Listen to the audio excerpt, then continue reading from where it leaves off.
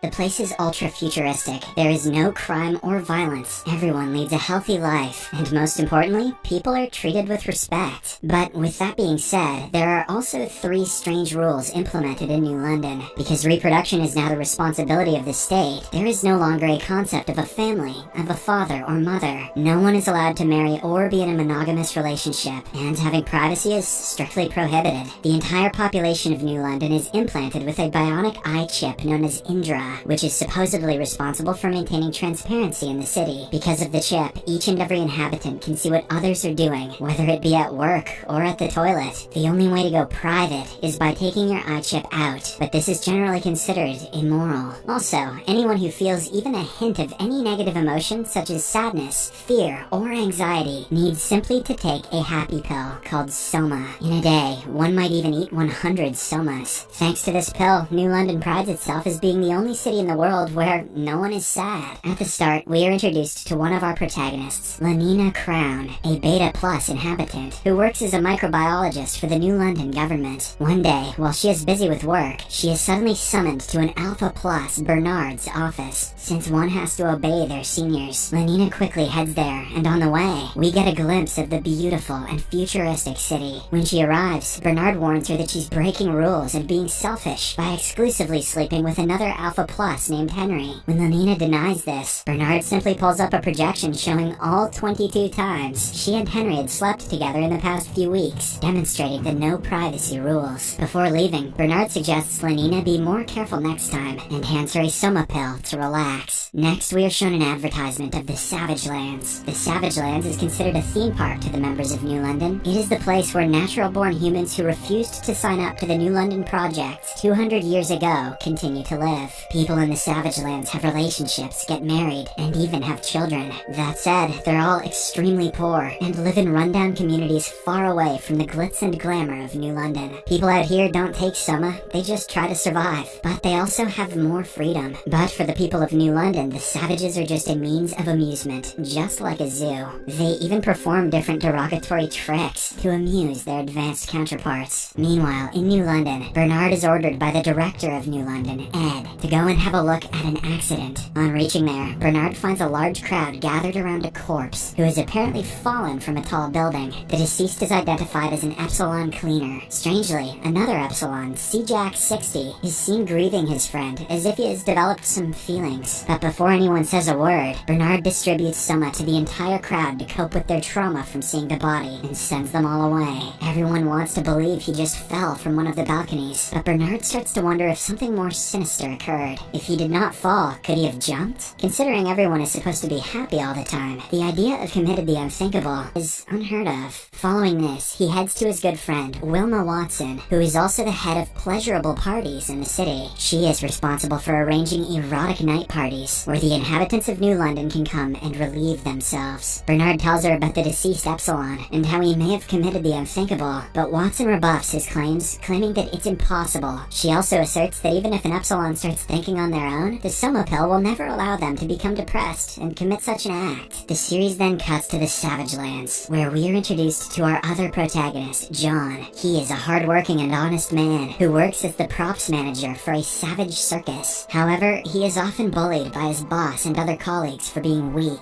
He lives with his alcoholic but caring mother, Linda, who stays at home all day, waiting for her estranged husband to return. John always tells her to forget about the past and move on, but she doesn't want to. That night, as the two are sleeping, John wakes up when he hears someone outside. He grabs a weapon and slowly opens the door, only to see his best friend Madison and a bunch of other armed people there. And before he can say anything, the strange people apprehend him and take him away. Shortly after, John is taken to a secluded place where the leader of the group, Sheila, introduces herself. She reveals that her people are a resistant cult who are adamant on driving out the New World scumbags. Here, we get to know that a minority of the Savage Lands have become tired of being treated as animals by the New Londoners. Hence, they want to put an end to it all. And since John works for the props department, he's in charge of loading the fake guns. Sheila wants him to load the guns with real bullets so that they can massacre the next batch of New Londoners. Scared, John says that he can't do it, but Sheila warns that if he doesn't, he and his mother will be hunted down. Elsewhere, Bernard is still disoriented and confused by the visions he saw earlier that day. Hence, to relax himself, he takes his eye chip out for a while. But as soon as he does so, though. The director of New London, Ed, calls him to his office. There, he tells Bernard that he is unfit to be an Alpha Plus because he is not assertive and demanding enough. He also reprimands Bernard for acting private and suggests he take a vacation to the Savage Lands to clear his mind. That evening, a slightly upset Bernard runs into Lenina and shares everything that transpired with him that day. He also reveals that he has started experiencing feelings like loneliness, and that is why he is being sent to the Savage Lands. Lenina empathizes with him and decides to help him out. She agrees to go to the Savage Lands together with him. The next morning, they board a rocket, which takes them to their destination in less than 12 minutes. Take that, Bezos. When they reach their hotel, the receptionist briefs them about the different tours and attractions that they can partake in Savage Lands. In particular, Lenina is taken aback by the strange customs here, like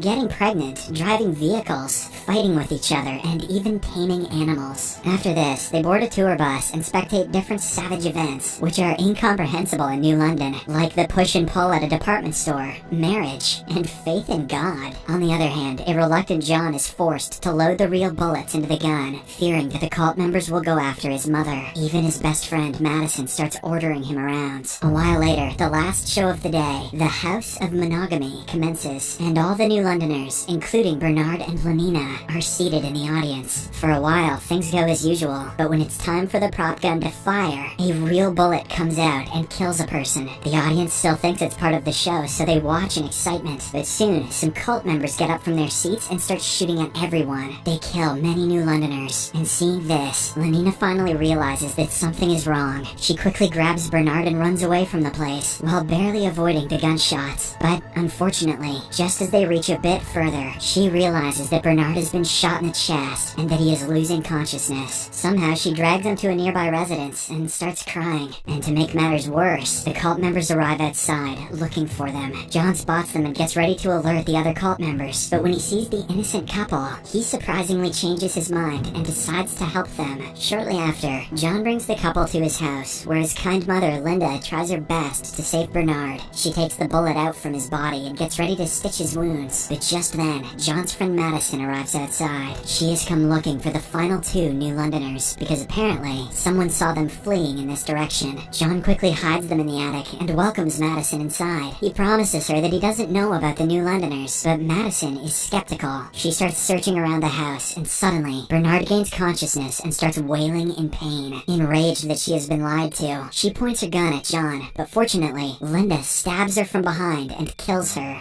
Madison sucked anyway. After this, all four of them get in John's car and leave the house, while the cult members close in. Along the way, they notice that the bus in which the New Londoners arrive has been totally destroyed. Bernard, who has started feeling a bit better now, starts blaming the savages for everything, but Lenina inserts that they are alive because of them. Meanwhile, we learn that John's mother Linda was also an inhabitant of New London, and that she had come to the Savage Lands 3 decades back with her love interest. But after she became pregnant, she decided to stay in Savage Lands for her son, as it is illegal to have a child in New London. Her husband left with the promise of coming back, but he never did. We also learn that there is an electromagnetic barrier which surrounds the Savage Lands. If a savage tries crossing it, he or she is immediately burnt to death. But a resident of New London, like Linda, can bypass it effortlessly. However, her son John, who was born into the Savage Lands, requires assistance from an Alpha Plus like Bernard. This is why she helped the New Londoners, hoping that she and John can return back to their home. After a while, the group reaches the border, which unfortunately is being checked by the cult members. Hence, Linda guides everyone to a nearby jungle, which also has a way across the barrier. They travel on foot and are almost there, but suddenly, a bunch of armed cult soldiers start shooting at them. Bernard and Lenina quickly cross the barrier, and when a cult soldier tries following them, he is burnt to ashes.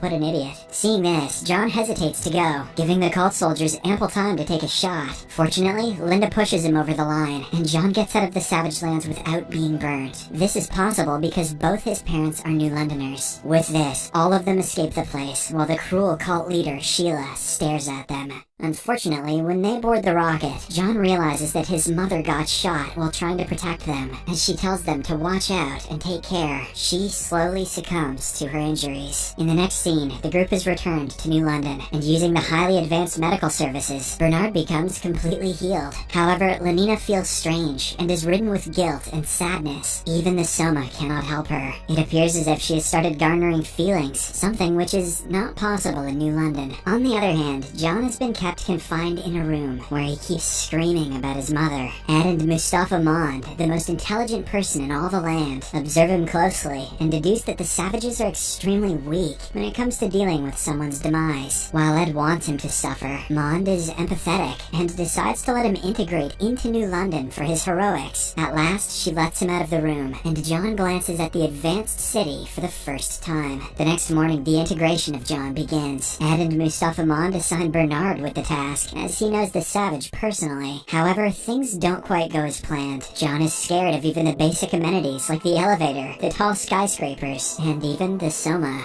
He rejects all of them and just remains silent. After a while, a technician approaches him to measure his eyeballs for the implementation of the Indira chip. Surprisingly, he realizes that John has a very rare eyeball, which only an alpha exotic person has. Alpha exotics are the rarest and the best of all inhabitants, and only 0.01% of New Londoners have ever been found as such. Despite this revelation, John refuses to have the implant, and while Bernard is away, he sneaks out of the room. He then ventures into the main hall, where all the people are amused to see a savage. They call him names and stare at him, until John freaks out and runs away. He then heads into the Epsilon section, where all of the opinionless people are having breakfast. Seeing John scared, the Epsilon with feelings from earlier, C-Jack60, who for some reason gets to use his gamer tag as his name, invites him to his table and offers him his dinner. Surprisingly, John loves it, and the two start bonding. However, their interaction is cut short when the director, Ed, barges into the room and disperses all the Epsilons. He then convinces John to come along with him, claiming that he can take him to a better place where he truly belongs. John, who is scared and confused, agrees. On the other hand, Bernard is also looking for John, and he decides to stop by Ed's office for a quick chat. Strangely, on the table, he finds Ed's eye chip, which implies that he has gone private. Since Ed is also an alpha exotic, he quickly takes out John's eye chip from earlier and compares them. Lo and behold, the two implants match, revealing that John's estranged father is none other than Ed himself. He quickly heads to his fellow Alpha Plus, Henry, and reveals this, but the latter doesn't believe it, and instead criticizes Bernard for sneaking into the director's office. Elsewhere, Ed takes John near the sea, where a rocket is waiting to take him away to his land. John is a bit skeptical because if the cult leaders find him again, they will lynch him to death. But Ed reveals that there are thousands of other cities like the Savage Lands, where people have built civilizations. He knows this because he ventured to several of them, including the Savage Lands. Hearing this, John realizes that Ed is his own father, who never came back after conceiving him. He demands answers, but Ed doesn't seem to care. As a result, John gets angry and starts a scuffle, which ends with Ed accidentally falling off the cliff to his death. But since he had left his eye chip in his office, no one saw the incident. Soon, John rushes back to the city and stumbles upon one of Watson's pleasure parties. He sees hundreds of people dancing and gets scared. But just then, the partygoers notice him. They surround John and get ready to have their way with him. But fortunately, Bernard arrives in the nick of time and rescues him. With this, John finally starts trusting Bernard, and he even eats a soma pill given to him. Meanwhile, after the incident at Savage Lands, Lenina has started behaving strangely. She is always lost in her thoughts, rarely goes out with her friends, behaves rudely sometimes, and even tries to keep herself from taking the soma pills. In one instance, she has some fun with the Alpha Plus, Henry, but dominates him, as if she is the Alpha. Let's go. On the other hand, Mustafa Mond tells Bernard that their director Ed accidentally fell to his death. Bernard obviously doesn't believe it, and instead reveals that he was actually John's father. Surprisingly, Mond already knew of this. She mentions that this is why they have to integrate John into their society as soon as possible, because it is the least he deserves. Bernard agrees, and before leaving, he promises to handle the situation well. To start with, he takes John to the Children's Learning Center, where a bunch of kids are now learning how to play a game. Expectedly, John is not interested, but still, he sits around as the kids don't stare and judge him. After this, Bernard takes him to the pleasure party designer, Watson's place. He introduces the two, but surprisingly, Watson already knows about the Savage. In fact, she is very aroused by him, because of last night's encounter where he attracted a lot of people. She wants to have fun with the Savage, but Bernard tells her that John is very emotional, and that's why it wouldn't be a good idea. Instead, he promises to bring him along to that evening's pleasure party. Elsewhere, Lenina goes to play tennis with her best friend Franny. In New London, people play only for fun and not competitiveness or prizes. However, Lenina, who has completely changed her behavior, humiliates her friend before walking out of there. She then reaches her room and eats several soma pills to calm herself down. At night, the pleasure party commences. commences, and Bernard takes John there. He plans to teach him the ways of interacting with others, but before that, a desperate Watson arrives and takes John away to her cabin. Wasting no time, the two immediately have fun. Meanwhile, Bernard, who is alone, chats to a few beta inhabitants about his savage friend. As the people become intrigued, Bernard also starts boasting about the time when he barely escaped out of the savage lands. But just then, the arrogant Henry, who has also become the new director, arrives and humiliates him in front of everyone. A reinvigorated John also arrives at the scene and overhears everything. Seeing his only friend getting bullied, he becomes angry and convinces Bernard to take action. He even teaches him how to punch someone, as apparently the people of New London don't even know how to throw a fist. After a bit of practice, the two head back to the club and see Henry dancing with Lenina. Enraged, Bernard swings his hand and punches Henry hard in the face, shocking everyone. The Epsilon Seajack 60, who is also present, witnesses the commotion and smiles. Just like my days in the Fortnite lobby. It appears as if he also wants to dance, to be free, and to punch people. In the final scene, Bernard meets Lenina in a private room, and the two share how they have been feeling different as of late. When they get close and hold hands, the savage John is having the time of his life, dancing with several people.